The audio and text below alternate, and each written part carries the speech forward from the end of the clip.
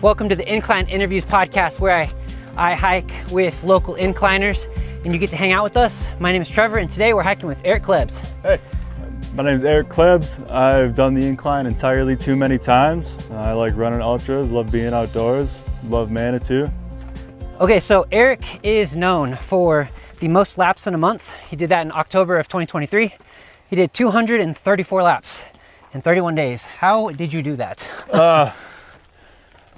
It was rough. Gotta say, it was rough. That's like 8 laps a day, right? Around there, yeah. Sometimes more, sometimes less. Like, I've done a few in a row in my life, and the next day, 2 days, completely destroyed. Yeah. Like, but you came back every day, day after day, and did 8 more, 8 more, 8 more. The first 2 days were the absolute worst. After the first day, I came out here on the second. I could hardly move. Yeah, you must have been so tight, I had to knock out like 16,000 feet. What was the thing that hurt the most? Was it like tight calves or quads or? On the beginning, calves, yeah. Calves, right? It was bad. That's usually the worst, like just immobile. Yeah, like I've done the downhill here enough times where my quads weren't really bothered that much. Yeah, or the knees, Achilles, those are usually pressure points also. Yeah. Not so much for you? Yeah, mostly hip, like right here, just from the repetitive motion. 15, 16 hours a day. 16 hours a day? Sometimes. Whoa, it's like every moment you're awake. Yeah, just about. So you had to wake up, drive here. How long does that take you, like 15 or 30 minutes? Yeah, about 15. So you had to get here, and then how early would you start each day? I was shooting for 5 in the morning. That rarely ever actually happened. Sometimes it was between 7 and I think the latest I started was 9:30. They were behind us. Oh, it's Maria. Hey. There were a few days where it was like so ungodly hot out here that I had to just climb through the night and sleep all day. Oh, that's a good point. Yeah, because of the heat. Mm-hmm. And that really like creates some fatigue. Yeah, that was rough. Just the sleep deprivation. I remember being done with all my laps. It was like 7 in the morning. I get in my car, I'm driving home, I'm like, I shouldn't be driving a car right now. So this is bad. So some of you listening might be wondering, like, why did Eric decide to hike the incline nonstop for 31 days? So you want to talk about what the Verttober challenge was? Yeah, so Cirque Series, the race promoter, they started a competition back during COVID. Since all the races got shut down, they started their own thing. It was called Max Vert October.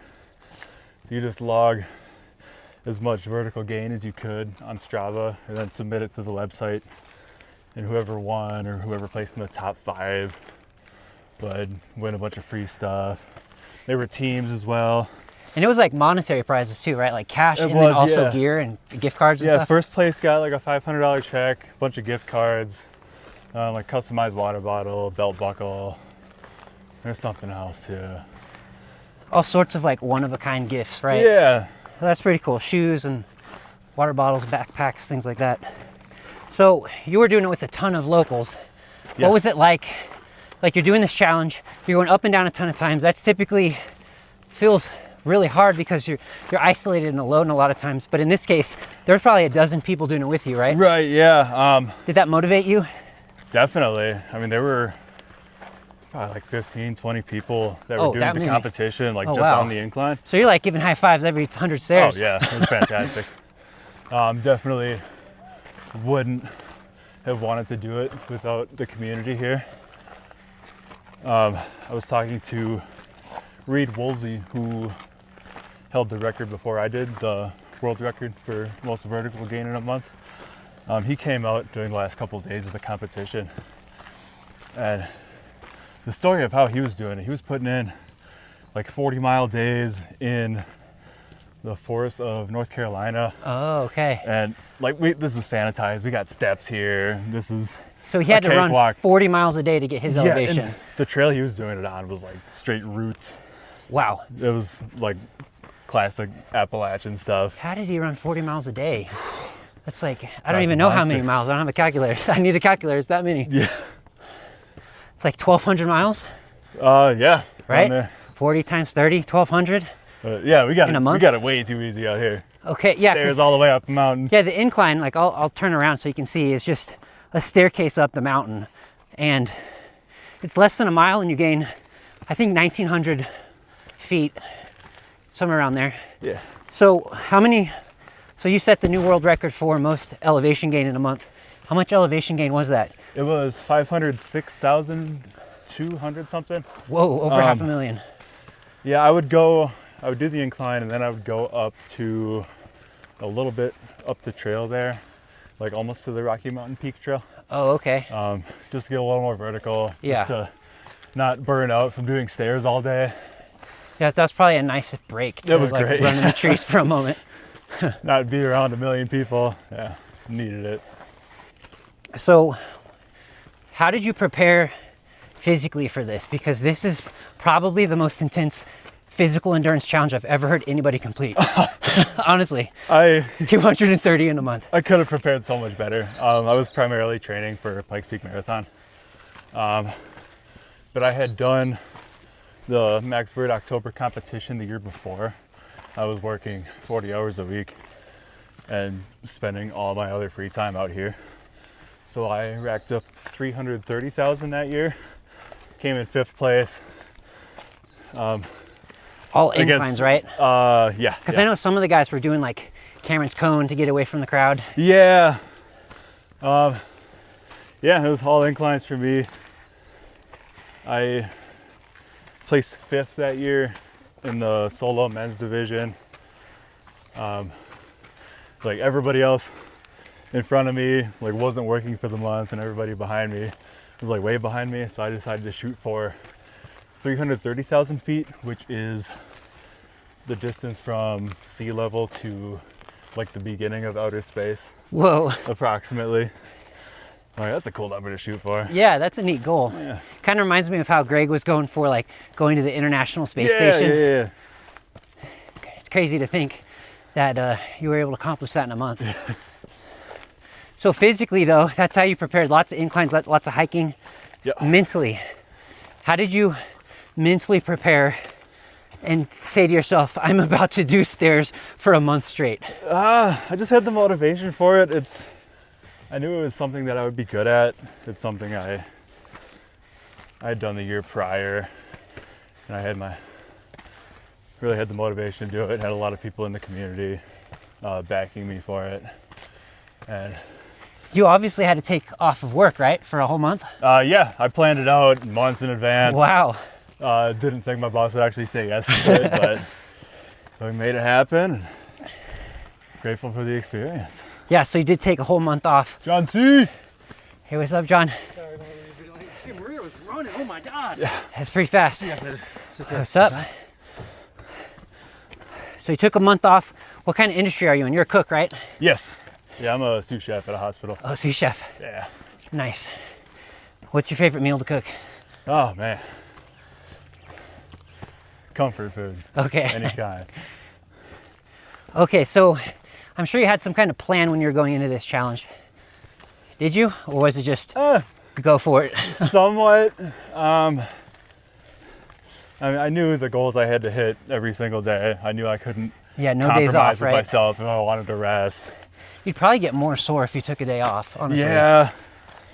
I mean, those days where I was climbing through the night and I was taking like 15 hours away from this place. Yeah. It felt like an eternity. Do you feel like you went all out and like that's the most you could have done, or do you feel like, I wish I would have tweaked here, could have done more? I think I gave it my all. On the last day, I could have probably done a couple more, but I already broke the record. My Yeah. body was beat up. Yeah. It was Halloween. I wanted to go home and Yeah, drink yeah. beer and watch a scary movie. Yeah, that makes a lot of sense. So one of the biggest things I'm wondering is, throughout the challenge, how did you recover? Like those tight calves, for example, that hip pain you had, what did you do to make sure those didn't turn into big injuries? On the end of the second day, I took a soak in a hot tub. Yeah, heat's supposed to be really good for all those sore muscles Yeah, I instead mean, of ice. beyond eating and sleeping, not really much recovery. I wasn't doing foam rolling or stretching or anything. Really? Yeah. What? Because you I didn't have time. you were like 25, right, when you did this? It's that 20-year-old body. 26, yep. 20-year-olds are invincible. That's funny. Did you get any injuries, or was it just like that little bit of pain in the beginning? I mean, just the sheer amount of pain in the beginning was terrible, but after the third day, I felt like I was bouncing back. Felt like I could conquer big days more efficiently. So it's just that mentality of like, don't stop. You can't get sore if you never stop. Yeah, and it was, I don't know, I've never been into like motivational stuff, like David Goggins and all that. It never really did anything for me, but it was just primarily taking the month off of work and being like, if I don't succeed here, I'm letting everyone down. Okay, so it was that commitment. Which I knew it wasn't, but I just had to tell myself that. Yeah. So that outward commitment, telling everybody what you're doing. Yeah. Giving your all, your word. What kind of gear did you use? Did you like run through shoes in the middle of the season? Yeah, I bought extra pairs of shoes leading up to it. I had the Saucony Peregrine 12s, I believe. I bought a couple pairs of them. They were on sale. I knew I was gonna destroy them within a week, so I got a couple pairs. And then That's so crazy. You went through a couple of pairs. Yeah. Like 2 or 3 shoes in the month? I think it was 3 of the Peregrines, and then after those were all depleted, I was just using old shoes I had in my back stock that had no life left in them. And I had no business being up here, especially with all the ice and snow that was here at the end of the month. Yeah, that's a big factor I didn't think about. Tell me about the weather, how that impacted you. Most days weren't too bad. It got pretty hot during like the middle of the month. I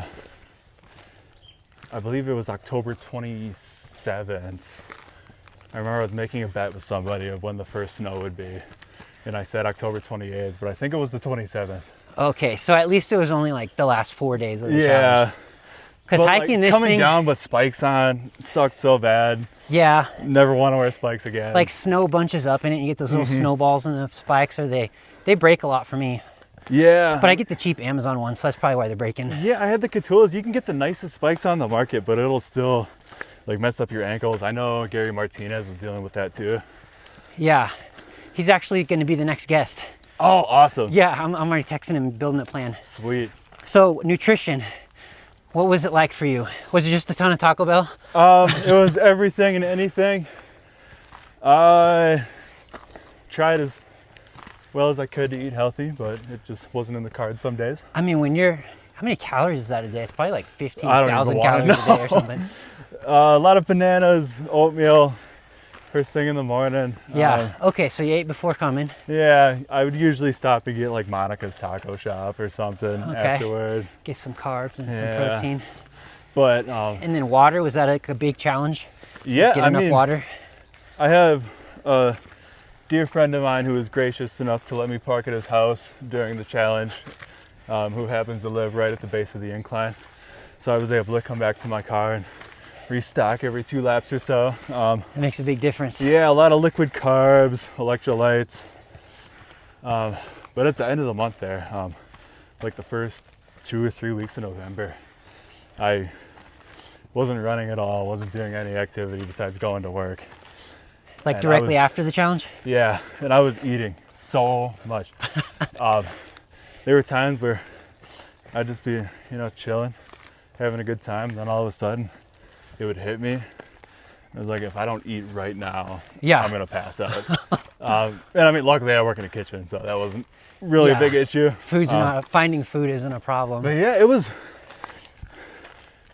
not scary, but strange.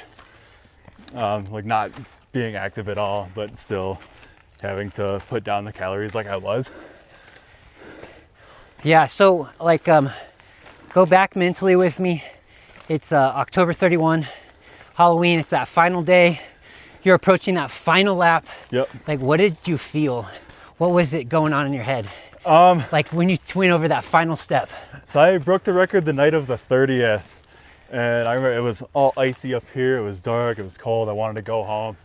I can't let myself leave until I do this thing. So that was a constant struggle all day. I ended up going to Sonic and buying like $30 worth of mozzarella sticks. Oh my gosh. And just eating them in my car. But man, I feel like I would have just broke down on that final step. Oh, just yeah. like laid in the ground and just like cried or something. It's Yeah. just so relieved that a whole month of inclining is over. but the actual moment of breaking the record felt pretty anticlimactic. I mean, you Because you're still just like in the dark by yourself on the stairs. yeah. I mean, there's no You still finish have a whole line. nother day to go too, right? Yeah. Because you just broke it. Now you want to really set it, make it hard to beat. Yeah, there's no riff-raff or anything. Just- There's been a couple of guys who have tried to beat that record and they came close, but you set that bar pretty high. yeah, That's a hard one to beat. yeah. It was great. I'd do it again. That's what I was wondering. You think you would ever do something like that again? No, absolutely not. You wouldn't? Okay. Big adventures, absolutely. but not quite a month Never, of this never series. the vert record again. That's an intense. I'm gonna put the camera behind us for a few shots here. Cool. Arm's getting tired. So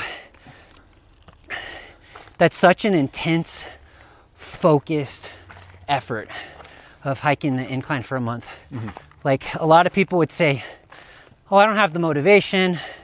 I don't have the discipline." How did you keep coming back every day? In my mind, I had no choice. Okay. This was my mission. Yeah. This was something I'd been building toward for the last couple of years. And it felt like not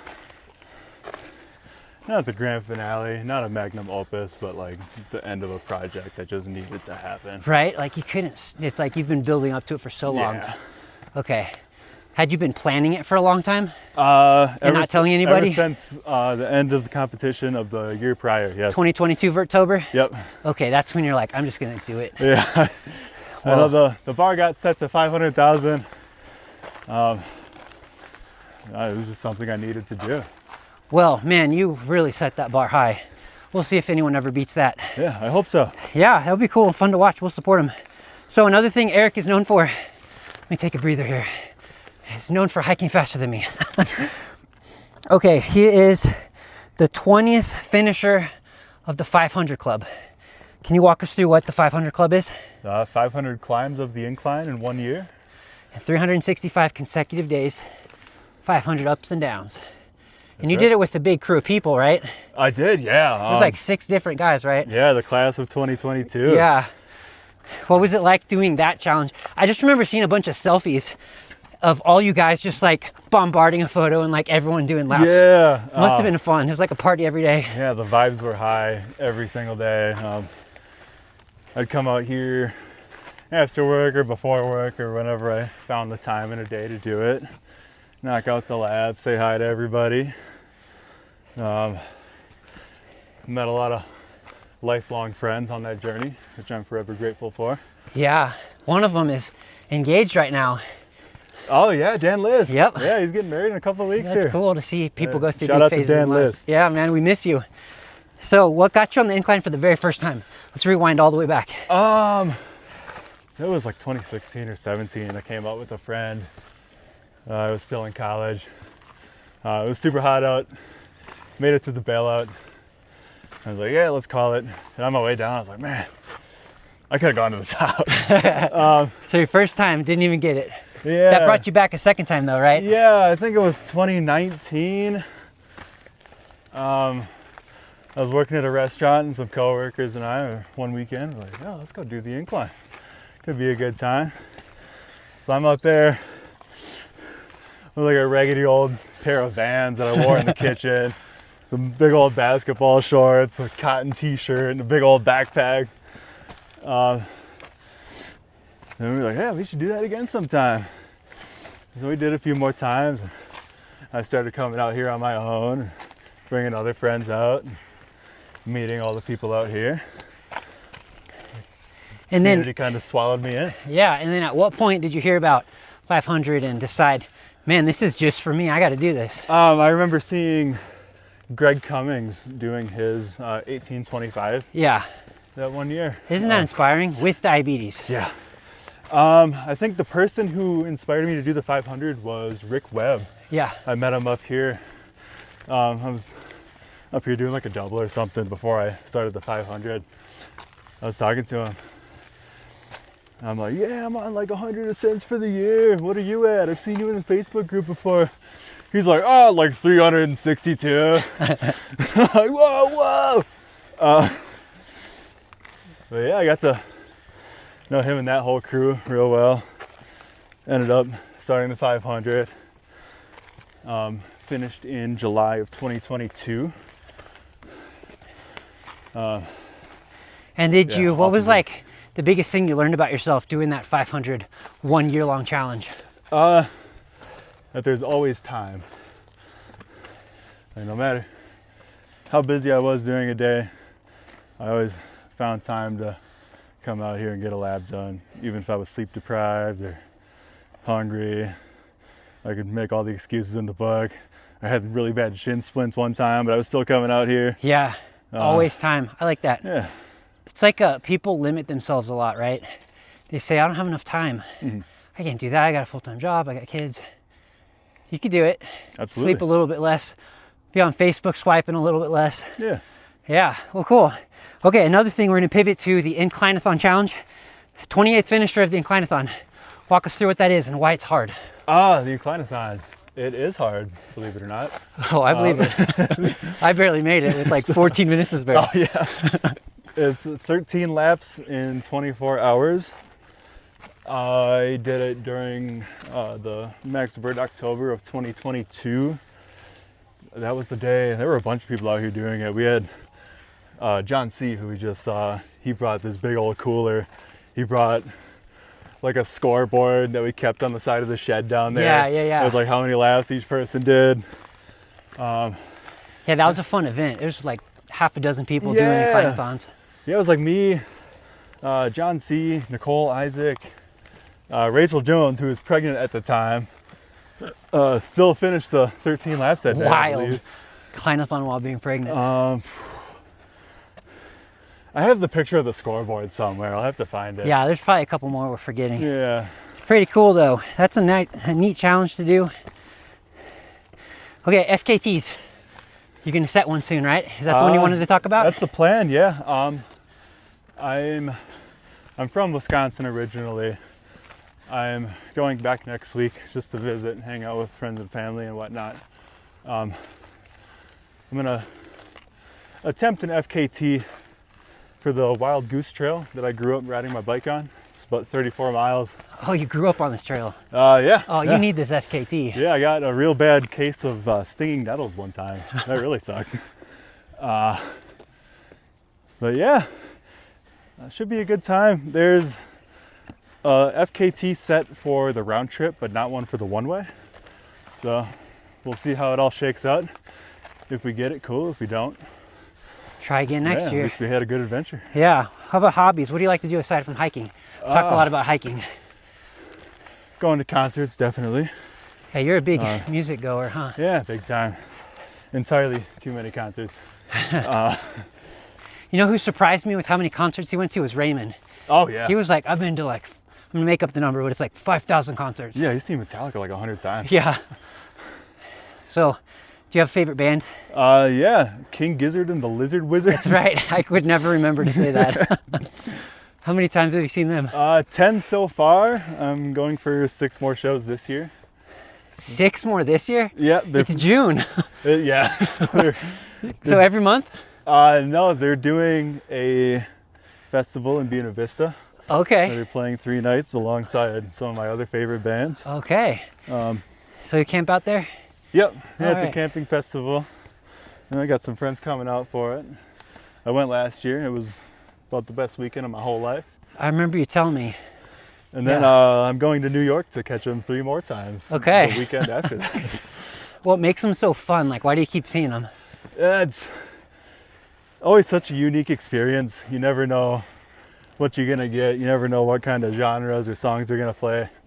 I mean, they have this massive catalog, like days worth of music on just the studio albums. For real? Yeah, and then you Whoa. get into like the bootleg recordings and Yeah, all the demos and EPs yeah, and I've like heard live recordings. just about every live album that's been recorded.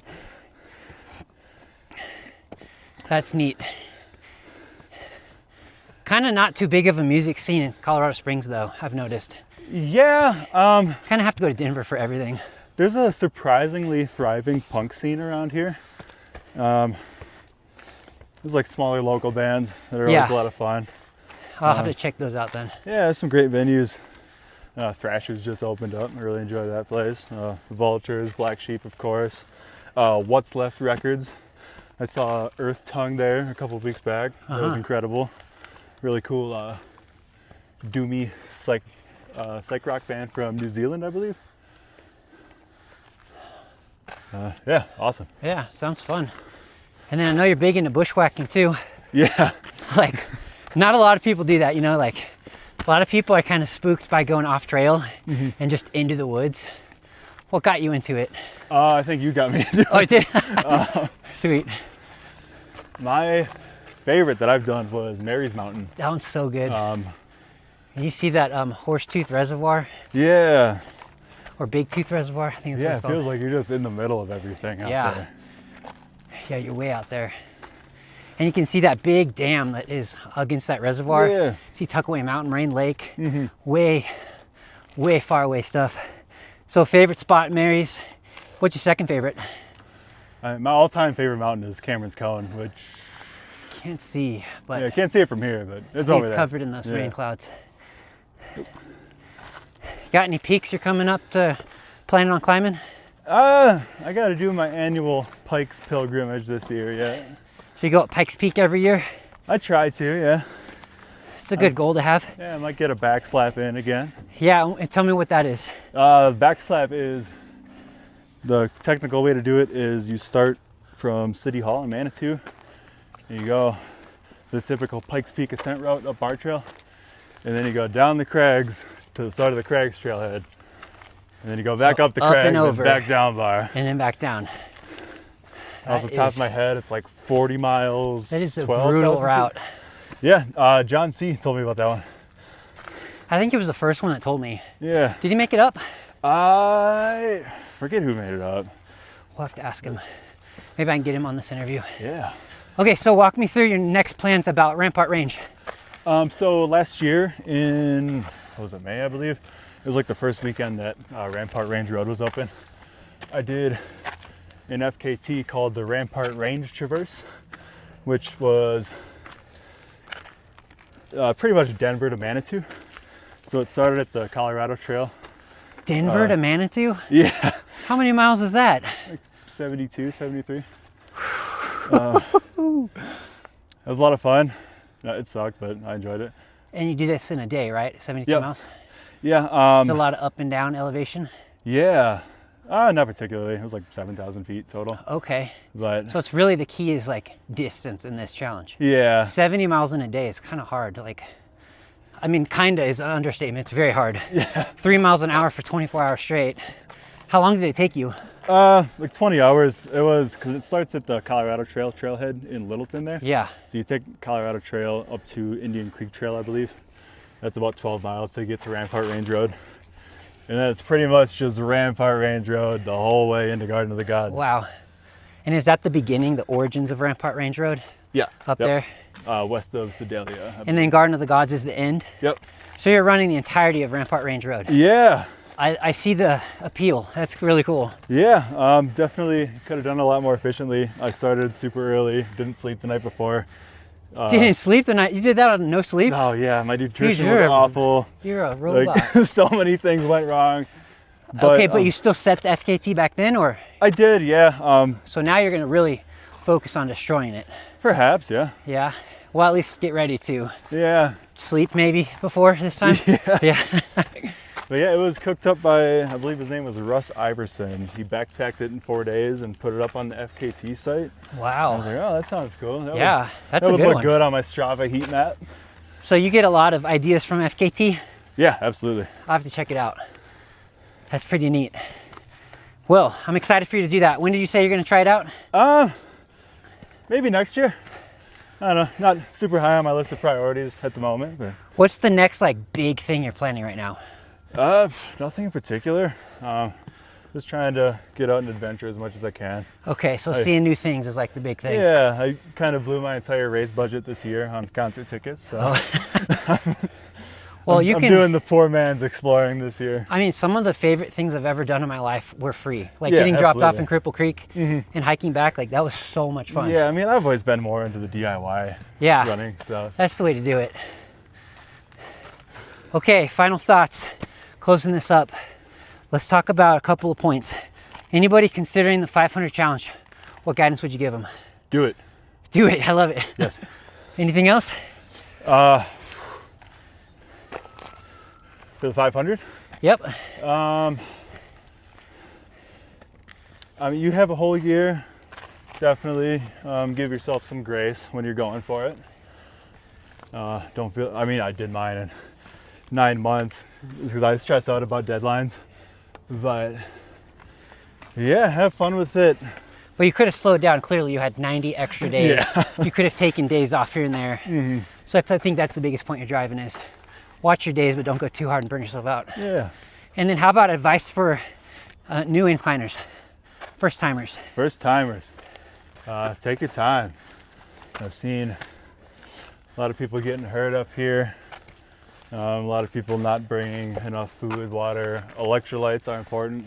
A lot of people don't think That's about electrolytes. something that's overthought of a lot. Especially on the hot days where you're going to be sweating a lot. Yeah. You can drink as much water as you want, but you're still going to feel a little disoriented without like the sodium regulation. Good points. Okay, well, thanks, Eric. That was a really fun conversation. Yeah, I had a blast. I'm glad you wanted to do this with me. absolutely. All right, talk to you later. Thanks for watching, guys.